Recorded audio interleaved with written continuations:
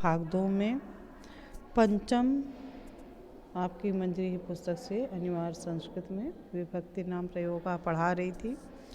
चतुर्थी तक हमने आपको श्लोक का अर्थ बता दिया था। आज पंचमी, षष्ठी और सप्तमी इन तीनों श्लोकों का अर्थ बताऊंगे और प्रश्नोत्तर। चलिए शुरू करते हैं। विषादप्य मृतम ग्राम्यम अमेध्यादपि कांचनम नीचादप्युत्तमा विद्या स्त्रीरत्नम दुष्कुलादपि। इसका अर्थ है विष से अमृत, विषादप्यमृतम, विष से अमृत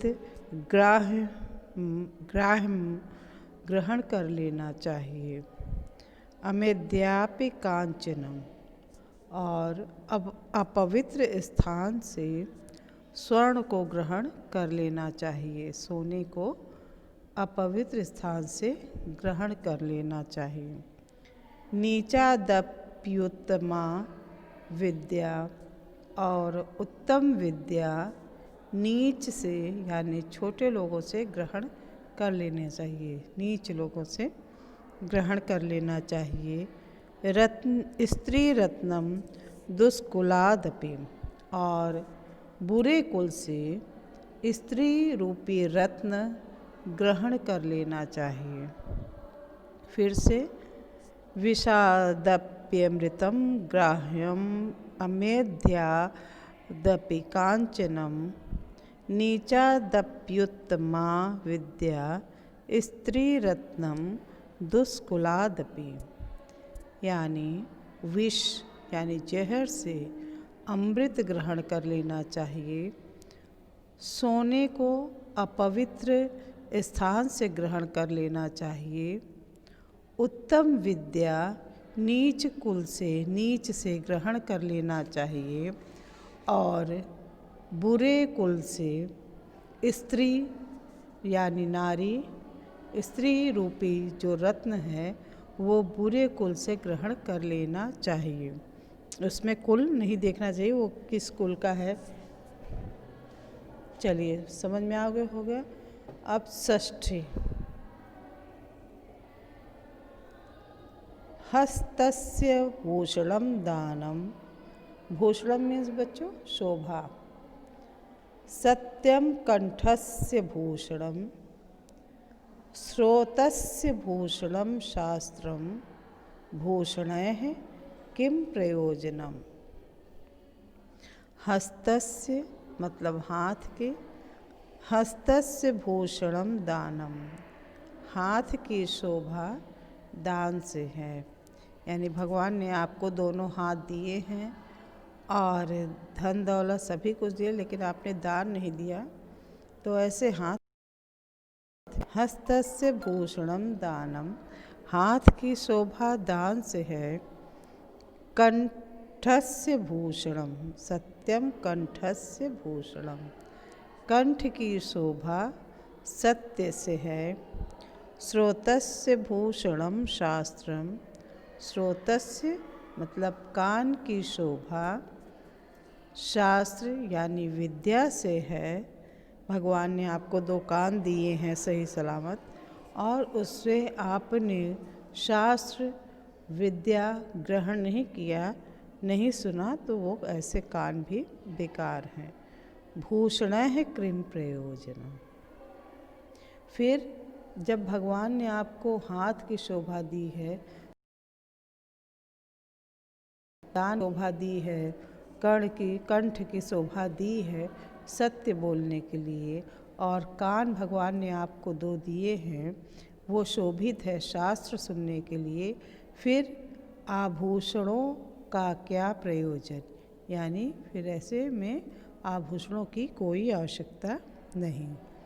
आभूषणैः किम प्रयोजनम, फिर आभूषण का क्या प्रयोजन, अर्थात कुछ भी नहीं। लास्ट है उत्सवे व्यसने, सप्तम श्लोक है। उत्सवे व्यसने चैव दुर्भिक्षे राष्ट्रविप्लवे राजद्वारे शमशाने च यस्तिष्ठति स बान्धवः।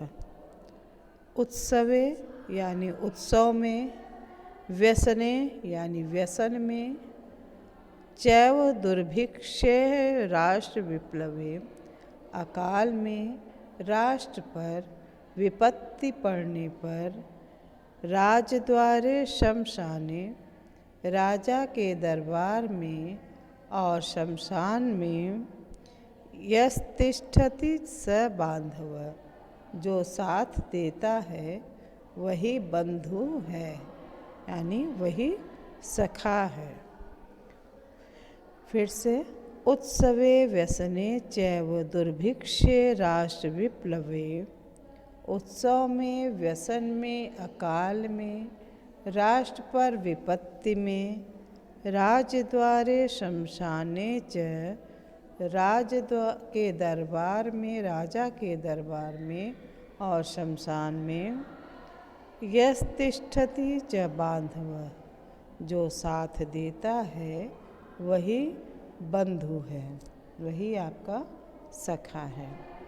लीजिए बच्चों, ये पहले श्लोक का अर्थ है।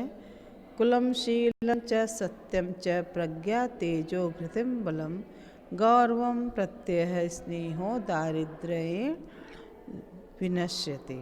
यानी कुल, शील, सत्य, बुद्धि, तेज, धैर्य, बल, गौरव, विश्वास, स्नेह सब कुछ दरिद्रता से नष्ट हो जाता है। उसका अर्थ भेज रहे हैं। श्लोक भी मैं पढ़ती जा रही हूँ। फिर दूसरे श्लोक का है, गुणो भूष्यते रूपम शीलम भूष्यते कुलम सिद्धिर्भूष्यते विद्या भोगो भूष्यते धनम।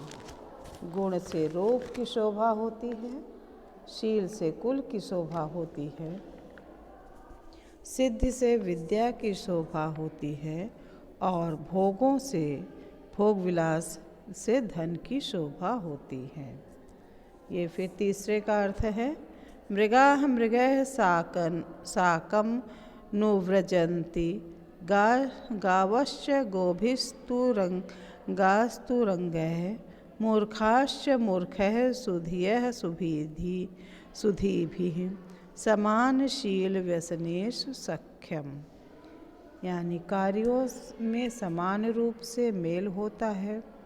हिरण के बच्चे हिरणों के पीछे चलते हैं, गाय के गायों के पीछे, घोड़े के घोड़ों के पीछे, मूर्ख के मूर्खों के पीछे और विद्वान के विद्वानों के पीछे चलते हैं।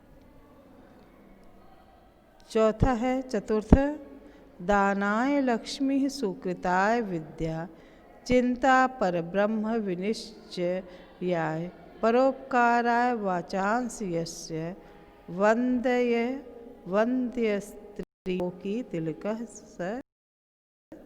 जिसकी लक्ष्य दान के लिए, जिसकी विद्या अच्छे कार्य के लिए, जिसकी चिंता पर ब्रह्म के लिए, चिंतन के लिए और जिसकी वाणी परोपकार के लिए होती है, वह तीनों लोकों में अलंकार स्वरूप वंदनीय श्रेष्ठ होता है। पंचमी है, विषादप्यमृतं ग्राह्यम अमेध्यादपि कांचनम नीचादप्युत्तमा विद्या स्त्रीरत्नम दुष्कुलादपि। विष से अमृत ग्रहण कर लेना चाहिए, सोने को अपवित्र स्थान से ग्रहण कर लेना चाहिए, उत्तम विद्या नीच से ग्रहण कर लेना चाहिए और बुरे कुल से स्त्री रत्न यानी अच्छी स्त्रियां ग्रहण कर लेना चाहिए।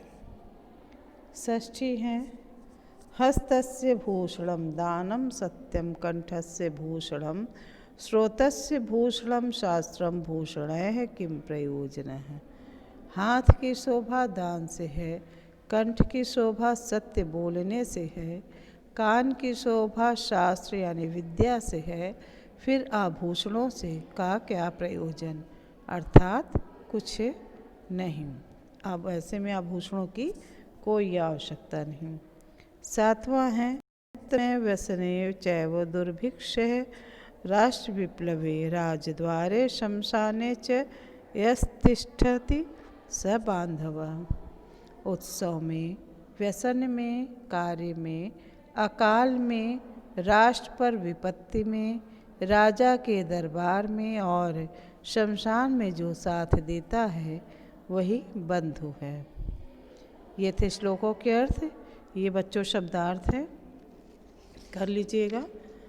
प्रज्ञा यानी बुद्धि ज्ञान, कृति मतलब धैर्य, प्रत्यय मतलब विश्वास, शीलम सदाचार अच्छा स्वभाव, साकम मीन्स साथ, सुधि मीन्स विद्वान, व्यसनम मतलब किसी बात या कार्य का शौक, विपत्ति, त्रिलोकी तिलक मतलब श्रेष्ठ, तीनों लोकों में जो अलंकार स्वरूप है, अमेध्यात्म मतलब अपवित्र स्थान से।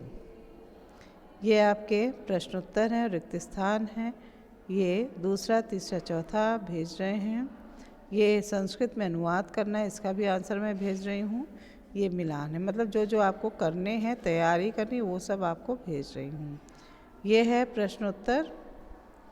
दारिद्र्येण किं विनश्यति, दारिद्र्ये बलं विनश्यति।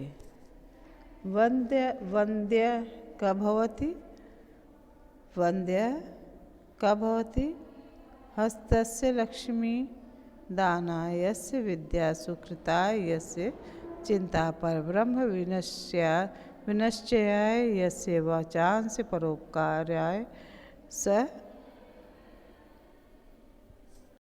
वन्द्य भवति। श्रोतस्य भूषणं किं भवति, श्रोतस्य भूषणं शास्त्रं भवति।